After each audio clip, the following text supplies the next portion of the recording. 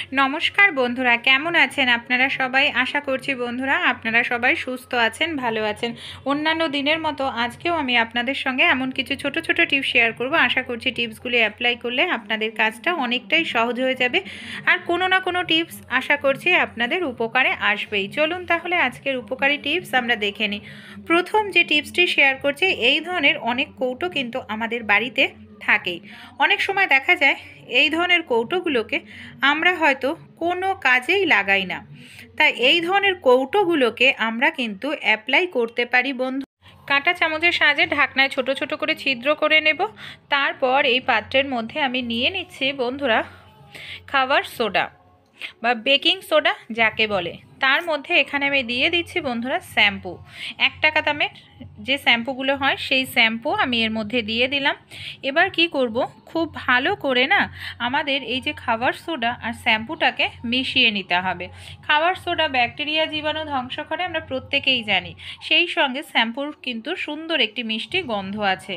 খুব ভালো করে দেখুন মিশ্রণটা আমি মিশিয়ে নিলাম। এবার যে ঢাকনাটার মধ্যে আমি ছোট ছোট করে অনেকগুলো ছিদ্র করে নিয়েছিলাম, এটাকে আমরা রুম ফ্রেশনার হিসাবে ব্যবহার করতে পারি। ডাইনিং টেবিলের উপর রাখতে পারি কিংবা বাথরুমে রাখতে পারি, আমাদের রুম ফ্রেশনার কিনতে লাগবে না। মটরশুঁটি শীতকালে আমরা কম বেশি প্রচুর পরিমাণে খেয়ে থাকি, কারণ আমরা কচুরি খাই, বাঁধাকপিতে দিই। মটরশুঁটি ছাড়াতে অনেক সময় অনেকটা সময় লাগে, এইভাবে চাপ দিয়ে টেনে টেনে ছাড়াতে লাগে। সেক্ষেত্রে ছোট্ট একটি টিপস আপনারা অ্যাপ্লাই করতে পারেন। খুব দ্রুত আপনারা মটরশুঁটি ছাড়িয়ে নিতে পারবেন। কিভাবে দেখুন, এখানে আমি একটি গ্লাস নিয়ে নিয়েছি। গ্লাসের এইভাবে দেখুন, আপনারা চাইলে ওপরের দিক দিয়ে এইভাবে হালকা করে টান দেবেন, তাহলেই দেখবেন মটরশুঁটিটা খুব সহজেই কিন্তু বের হয়ে যাবে। এমনকি মটরশুঁটির যে ওপরের খোসাটা আছে সেই খোসাটা একেবারে আলগা হয়ে যাবে। বা এই দেখুন, হালকা করে আপনারা জাস্ট এইভাবে টানলেও কিন্তু কাজটি হয়ে যাবে। এই যে গ্লাসের এই সামনের দিক দিয়ে এইভাবে হালকা করে টানবেন, তাহলেও দেখবেন মানে খোসাটা একেবারে আলগা হয়ে গেছে, এমনকি মটরশুঁটিগুলো বাইরে থেকে বের হয়ে আসছে। এইভাবে মটরশুঁটি ছাড়ালে কিন্তু খুব দ্রুত আপনারা মটরশুঁটি ছাড়িয়ে নিতে পারবেন।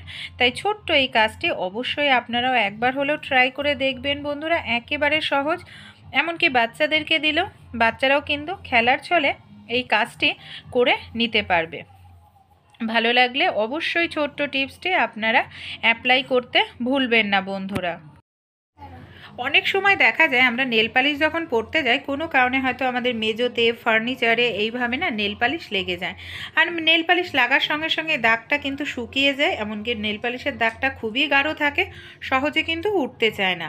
তাই নেল পালিশ যেখানে লেগেছে সেই জায়গাটার ওপরে আপনারা সামান্য পরিমাণ নুন দিয়ে দিন।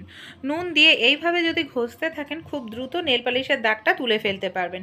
এবার আপনারা অনেকেই বলবেন নেল রিমুভার তো থাকেই, কিন্তু নেল রিমুভারের দামটা অনেকটাই বেশি পড়ে, আর নুন অনেকটা সস্তাও হয়, আর খুব সহজেই কিন্তু দাগটা উঠে যায়। এই দেখুন, আমি আপনাদের দাগটা তুলেও কত সুন্দরভাবে পরিষ্কার করে দেখালাম।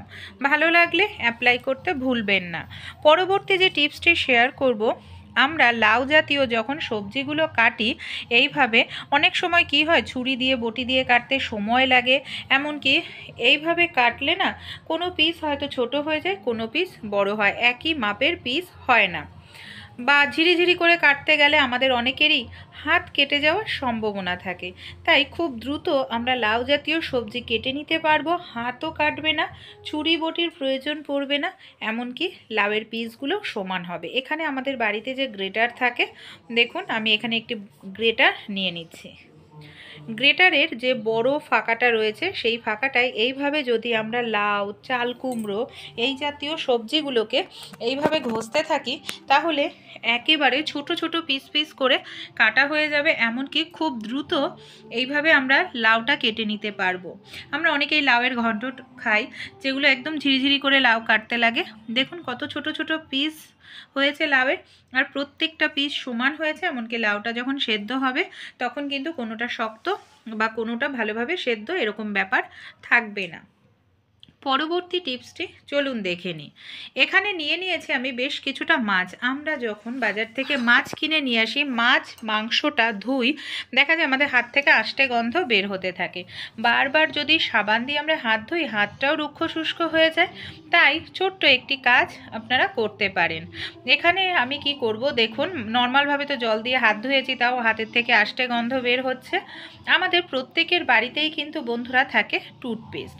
সামান্য একটু পরিমাণ আপনারা টুথপেস্ট নিয়ে নিন, সামান্য পরিমাণ।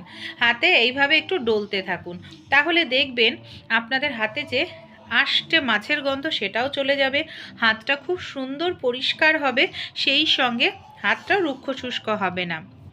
ভাত রান্না করার পর আমাদের যে ভাতের ফ্যানটা থাকে, আমরা অনেকেই কি করি, ফেলে দিই, কোনো কাজেই ব্যবহার করি না। তা ভাতের ফ্যানটা না ফেলবেন না বন্ধুরা। এখানে একটি পাত্রের মধ্যে আমি দেখুন ভাতের ফ্যানটা নিয়ে নিলাম।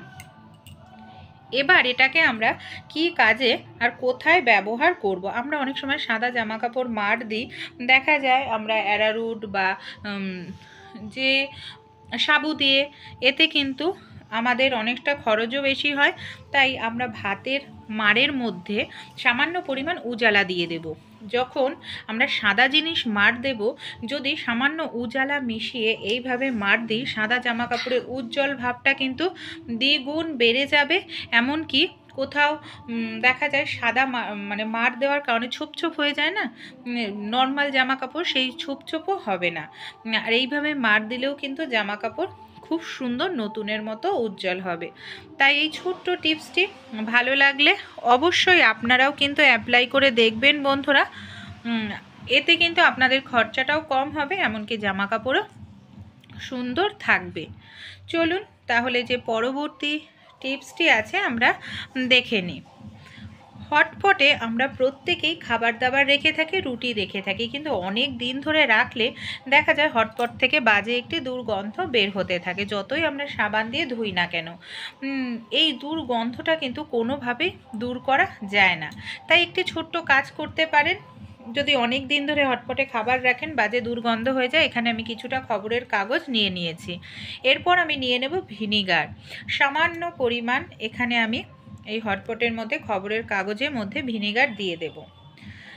খুব ভালো করে কাগজটা দিয়ে এইভাবে ডলে নেব। তারপর ঢাকনাটা বন্ধ করে আধা ঘন্টার জন্য এটাকে আমি এইভাবে রেখে দেব। ভিনিগার আর খবরের কাগজ কি করবে, হটপটের যত বাজে দুর্গন্ধ আছে, ব্যাকটেরিয়া আছে, অ্যাবজর্ব করে নেবে। তারপর দেখুন আমি এই কাগজটা দিয়েই হটপটটাকে খুব ভালো করে এইভাবে ডলে নিচ্ছি, নর্মাল জল দিয়ে ধুয়ে নেব।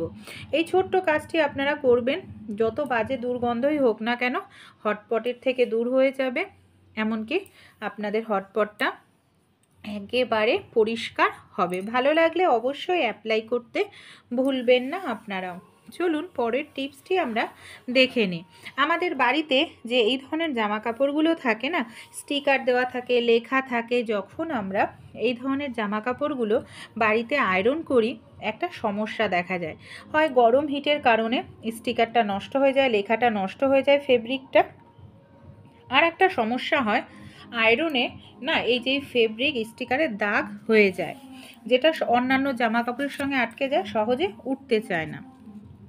তাই আমাদের বাড়িতে যখন এই ধরনের জামা কাপড় আমরা আয়রন করব, খবরের কাগজ নিয়ে নেব। খবরের কাগজের ওপরে যদি আয়রনটা রেখে এইভাবে আয়রন করতে থাকি, তাহলে দেখা যাবে গরম হিটটা ডাইরেক্ট কিন্তু আমাদের কাপড়ে লাগবে না, যার ফলে আয়রনেও দাগ হবে না, এমনকি আমাদের জামা কাপড়ের যে স্টিকার বা লেখাটা সেটাও কিন্তু নষ্ট হবে না।